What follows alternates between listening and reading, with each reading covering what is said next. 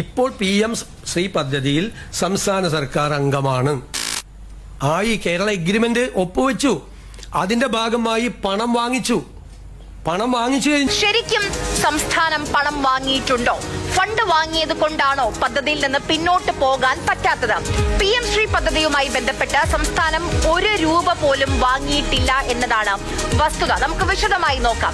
അതായത് PM ശ്രീ പദ്ധതിയിൽ ഒപ്പുവെച്ചതിന് ശേഷം കേരളത്തിന് കേന്ദ്രം നൽകിയത് 99 കോടി 27 ലക്ഷം രൂപയാണ്.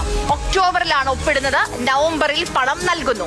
ഈ തുക PM ശ്രീ പദ്ധതിയുടേതാണോ? അല്ല. ആ തുക SSK ഫണ്ടാണ്, സമഗ്ര ശിക്ഷാ അഭിയാന്റെ ഫണ്ട്.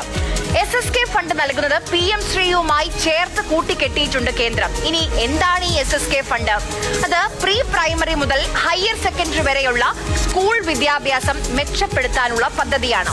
60% വിഹിതം കേന്ദ്രം വഹിക്കും, 40% വിഹിതം സംസ്ഥാനം വഹിക്കണം. പക്ഷേ ഈ SSK ഫണ്ട് 2021 മുതൽ 2025 വരെ 1171 കോടി രൂപയുണ്ട്. അത് കേരളത്തിന് കേന്ദ്രം നൽകിയിട്ടില്ല. ഇത് സുപ്രീം കോടതിയിൽ സത്യവാങ്മൂലത്തിൽ കേന്ദ്രം തന്നെ സമ്മതിച്ച കാര്യമാണ്. കഴിഞ്ഞ സാമ്പത്തിക വർഷം, അതായത് 2025-ൽ കേന്ദ്രം SSK ഫണ്ടായി നൽകേണ്ടത് 452 കോടി രൂപയായിരുന്നു.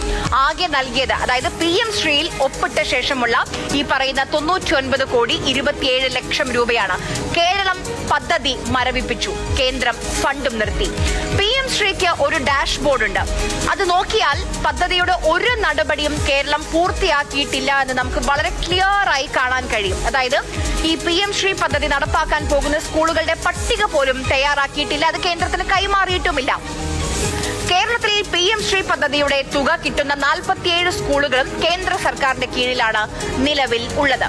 അതായത് ചുരുക്കത്തിൽ PM ശ്രീയിൽ ഇടതുപക്ഷം ഒപ്പിട്ടു എന്നത് വസ്തുതയാണ്. പക്ഷേ ഏതൊക്കെ സ്കൂളുകളിൽ നടപ്പാക്കും എന്ന ലിസ്റ്റ് പോലും സർക്കാർ തയ്യാറാക്കിയിട്ടില്ല. അതിനു മുൻപ് പദ്ധതി മരവിപ്പിച്ചു. ഫണ്ട് കിട്ടിയത് PM ശ്രീ പദ്ധതി വിഹിതമല്ല. ഇനി തീരുമാനിക്കേണ്ടത്, ഇനി നമുക്കറിയേണ്ടത് UDF സർക്കാരാണ്. അതായത് PM ശ്രീ നടപ്പാക്കുമോ ഇല്ലയോ എന്ന്. ഞാൻ സംസാരിക്കുമ്പോ വീണ്ടും ചോദിക്കല്ലേ അങ്ങ്? ഞാൻ മറുപടി പറയട്ടെ. നിങ്ങൾക്ക് എന്താണ് ഇത്ര പ്രശ്നം? അല്ല, നിങ്ങൾ അത് തന്നെയല്ലേ ചോദിച്ചു, അതിനല്ലേ ഞാൻ മറുപടി പറയണേ. നിങ്ങൾ എന്തിനാ ഇങ്ങനെ ഇടയ്ക്കിടയ്ക്ക് കയറുന്നത്? ഇടയ്ക്കിടയ്ക്ക് കയറരുത്. നിങ്ങൾ ചോദിച്ചാൽ ഞാൻ മറുപടി പറയാം. ഞാൻ അവിടെ ഇരിക്കുമല്ലേ, ഇതെല്ലാം തീർത്ത് അങ്ങ് വീണ്ടും ചോദിക്കുന്നത് എന്തിനാ? അങ്ങ് ചോദിച്ചത് ഞാൻ കേട്ടല്ലോ, ഞാൻ പറയാനാ ചോദിക്കന്നെ. അല്ല, നിങ്ങളെല്ലാം വീണ്ടും ചോദിക്കാൻ. ഞാൻ പറയട്ടെ മറുപടി. ഞാൻ പറഞ്ഞത് ഇപ്പോൾ PM ശ്രീ പദ്ധതിയിൽ സംസ്ഥാന സർക്കാർ അംഗമാണ്. ഈ കേരള എഗ്രിമെന്റ് ഒപ്പുവെച്ചു. അതിന്റെ ഭാഗമായി പണം വാങ്ങിച്ചു.